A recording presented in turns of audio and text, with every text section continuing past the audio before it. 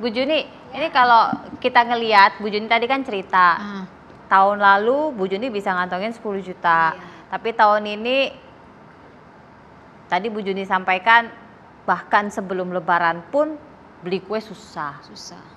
Memang sebegitu beratnya ya Ibu ngerasain?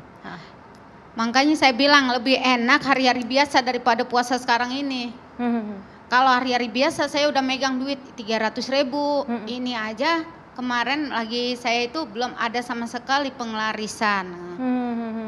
Kok kayak begini kali, saya bilangin, yang tahun-tahun kemarin aja nggak kayak gini, tapi ujian kali, saya bilang aja gitu sama anak saya kan, tungguin dagangan ya nak, ibu sholat dulu, saya bilang, apa katanya, Bu, saya capek juga, kalau nggak laris tutup aja, kata dia, namanya kita dagang di emperan ya mbak ya, ya udah jam 9 aja saya udah tutup, buka jam 4 sore.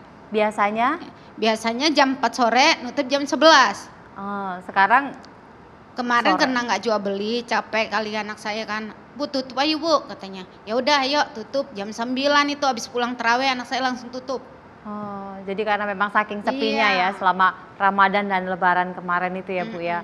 Itu yang tadi Mas Ahmad ngomong ya, belum tentu jumlah yang besar ini nanti juga bisa menggerakkan sehingga juga berdampak sama Bu Juni di daerah. Malah saya prediksi ini disebut dengan mudik zong.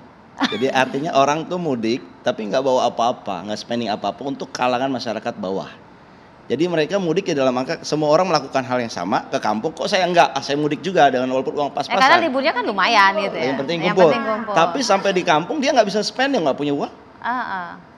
Nah menurut saya ini satu indikasi ya, kalau ngeliat dari Bu Yuni ya, beliau kan jualannya di emperan. Jadi customernya itu most likely adalah juga kalangan bawah.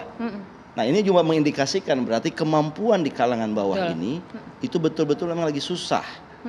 Ya kalau mungkin kalangan atas dia beli online ya kan, tek cepat dia dapat. Kalau ibu kan nggak main di online ya, ibu mainnya memang menyasar yang. Nah ini menjadi indikator kuat bahwa Lebaran 2023 ini ya zong, artinya orang kelihatan hiruk pikuk ya karena ini hari raya semua orang bergembira, tetapi sebenarnya secara ekonomi ya mereka masih menderita, suffering. Nah lantas apa yang harus dilakukan? Nah maka kita sebagai yang menyuarakan kebijakan publik, pemerintah ini harus aware.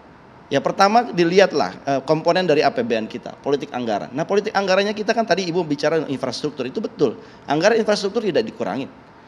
Ditambah lagi anggaran pertahanan keamanan dengan alasan dengan geopolitik ancaman itu juga malah bertambah. Ada isu pemilu untuk anggaran Polri, TNI juga naik. Sementara untuk rakyat ini malah banyak yang tergerus gitu. Selain nanti bansos yang mungkin jumlahnya ditambah. Tetapi kan bansos ini nggak mencukupi. Nah pertanyaannya apakah postur ini sudah tepat atau kita belum memikirkan yang baru. Misalkan tadi infrastruktur dipending. Belanja alutsista mungkin yang kurang prioritas dialihkan. Nah pengalihannya untuk apa? Menurut saya tidak sekedar bansos. Karena bansos ini jadi. Tapi memberikan bantuan kepada pengusaha, kepada sektor real. Misalkan insentif yang sifatnya adalah dia modal tadi sudah disampaikan dan juga bantuan mungkin pengurangan pajak.